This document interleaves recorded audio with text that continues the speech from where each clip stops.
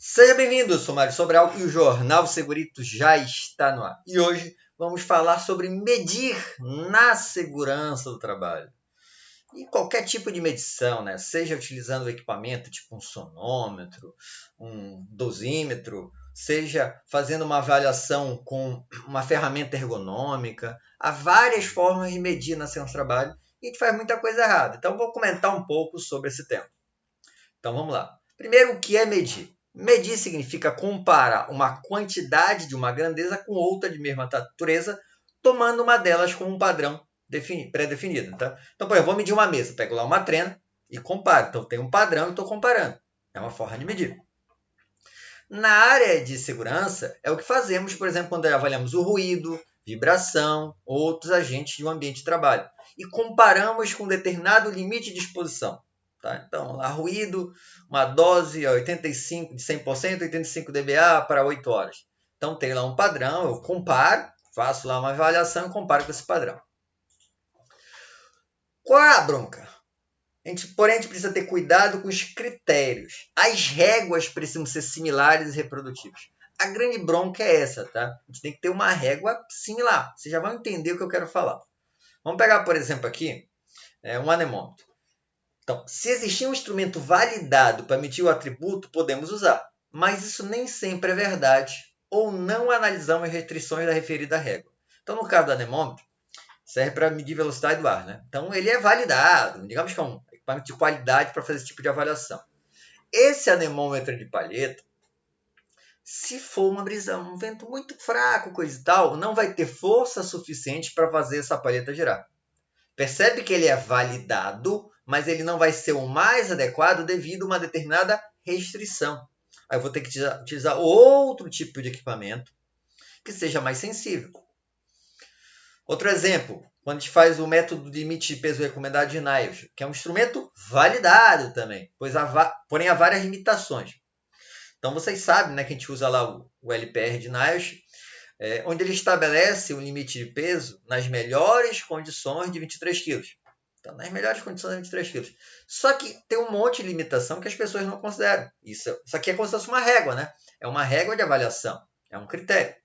Então, por exemplo, o que é uma restrição dessa régua? Ela não leva em conta o risco potencial associado aos efeitos cumulativos do levantamento repetitivo. Então, quando eu uso o NIOSH, digamos que você faz, sei lá, 300 carregamentos no dia. Ele está considerando só aquele dia. Se você faz isso há 100 anos ou há 2 meses, não faz diferença para a régua. E lógico que tem uma diferença. Mas isso não é considerado nesta nossa régua, nesse nosso critério. Ela não foi concebida para avaliar tarefas nas quais se levanta a carga com apenas uma das mãos. Então, não vai ser utilizado sentado ou agachado, nem nas tarefas nas quais o levantamento se faça de forma rápida e brusca. Um videozinho aqui para entender. Ó. Percebe que nesse caso, o trabalhador ele tem uma altura inicial, uma altura final, daria para utilizar NIOSH, mas percebe que é muito rápido, uma forma rápida e brusca, então não dá para utilizar o NIOSH por causa disso. Mais uma restrição, ó. Se a temperatura ou umidade estiverem fora da faixa, temperatura 19 a 26 graus e umidade 35 a 50%, seria necessário acrescentar ao estudo a avaliação do metabolismo para que fosse acrescentado o efeito de tais variáveis ao consumo energético e na frequência cardíaca. Percebe que tem uma restrição até de temperatura. Tá? Por quê? Porque é uma régua que tem todo um critério. Então, além de definir a régua correta, adequada, e avaliar as restrições do seu uso, a gente precisa verificar os erros envolvidos no processo de avaliação. Então, já estabelecemos a régua, verificamos lá as restrições dessa régua, no critério de medição, né? E agora a gente tem que considerar os erros. Porque vai ter erro do instrumento. O exemplo lá que eu dei do anemômetro, aquele anemômetro de palheta, ele tem uma restrição. Então, a gente tem que verificar a especificação adequada à sua necessidade. Então, essa indicação da restrição vai estar lá no manual do fabricante.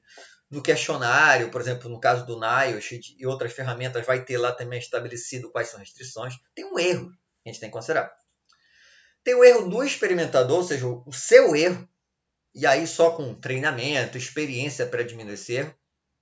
E tem o erro também do sujeito avaliado, que aí depende principalmente da orientação bem realizada, para ele saber como é que vai se portar durante essa avaliação. Juntando isso tudo, a gente vai ter o erro. Olha. Então, tem o erro do instrumento, do experimentador, mais do sujeito. Então, após definir a melhor régua e considerar esses erros, a gente precisa considerar a validade do nosso método. Ou seja, será que a nossa régua mede o que eu preciso? Olha lá que isso é importante. Isso está relacionado à consistência da escala, ou seja, mesmo que validada, então é uma régua validada, pode ser adequada para um determinado grupo. Por exemplo, será que uma avaliação ergonômica para as pessoas com deficiência pode ser analisada da mesma forma? Então, na hora lá que eu estou aplicando uma ferramenta, rula, reba, NIOSH, o que seja, será que dependendo da situação, uma pessoa com deficiência vai servir aquela régua? Talvez não, né? Provavelmente não. Então, isso tem que ser considerado. Eu tenho que verificar o que eu quero medir. Eu quero medir isso.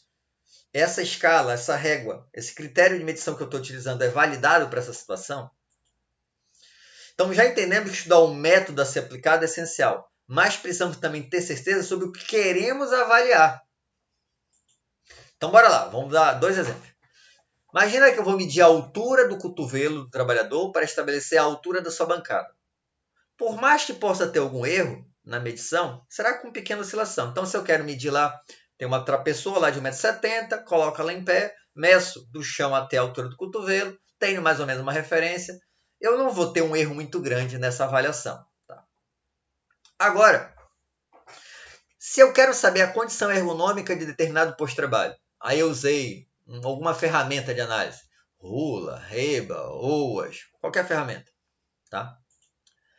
Suponha que você fez todo o reconhecimento de 2 pós-trabalho similares de forma adequada. Então, você aplicou a ferramenta, tecnicamente correta, está adequada, tudo bonitinho. E imagine que usando a ferramenta Morigarg, obtivemos no posto 1 do primeiro turno 3 pontos. Tá? E no posto 2, usando o mesmo critério, no segundo turno, 7 pontos. A gente pode afirmar que o posto 2 é pior que o posto 1 em relação à ergonomia? O posto 2 deu 7 pontos. E o posto 1 deu 3 pontos. Eu posso afirmar que o posto 2 é pior do que o posto 1? Não! Como não, professor? Deu pior. Não. Posso apenas afirmar que é pior em relação ao critério analisado. Então, em relação ao Morigarg, mas eu não posso dizer que o posto como um todo é pior. Então, cada régua utilizada acabará não avaliando toda a ergonomia. Então, precisamos saber exatamente o que precisamos avaliar, o que queremos avaliar, né? Ou quantas réguas são necessárias para avaliar a nossa demanda. Se eu não tenho isso em mente, eu acabo pegando só um pedacinho daquilo que eu preciso avaliar. Isso acontece muito em ergonomia, mas acontece em outras áreas também. Ou seja, os outros critérios podem ser muito mais críticos que a parte analisada da ergonomia do posto. Então lá, por exemplo, o Morigarg vai avaliar mãos e punhos. O movimento repetitivo, né? Mãos e punhos. E não é um problema tão sério, deu uma pontuação baixa. O problema desse posto, digamos, é carga mental, que eu nem considerei na minha análise. E aí eu fiz toda a minha conclusão com base apenas na ferramenta Morigarg. Percebe que isso não vai dar certo? Então o que tem que ser feito? Para definir o que é necessário, precisamos de conhecimento para realizar o julgamento profissional.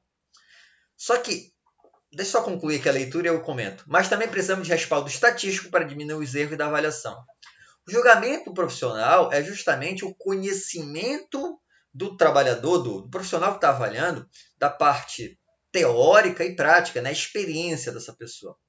Mas basta experiência para ele olhar lá para o posto-trabalho e dizer assim, isso aqui está dando, é ruim para a coluna. Não, isso aqui, o ruído deve ser tanto. Não, né? Julgamento profissional vai ser válido se esse profissional tem informações. Se ele tem informações técnicas e tudo mais, se ele tem um estudo estatístico, aí ele consegue, com base na sua experiência, tomar uma decisão, tá? Com base no julgamento profissional. Julgamento profissional não é apenas olhar lá e com aquilo que você acha, sem nenhum respaldo de informação, tomar uma decisão. Isso é extremamente importante, tá?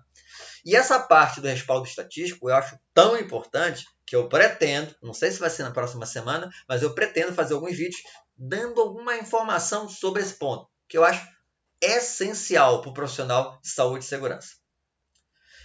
E como você sabe, todo vídeo tem a indicação do livro. E hoje eu vou indicar o livro Uma Estratégia para Avaliar e Gerenciar Exposições Ocupacionais. Eu comecei sua leitura, é um livro da AIA, que foi traduzido pela BHO, que vai dar essa noção de estratégia de avaliação na área de higiene ocupacional, principalmente. Mas alguma coisa a gente acaba podendo utilizar para as outras áreas, pelo menos a ideia.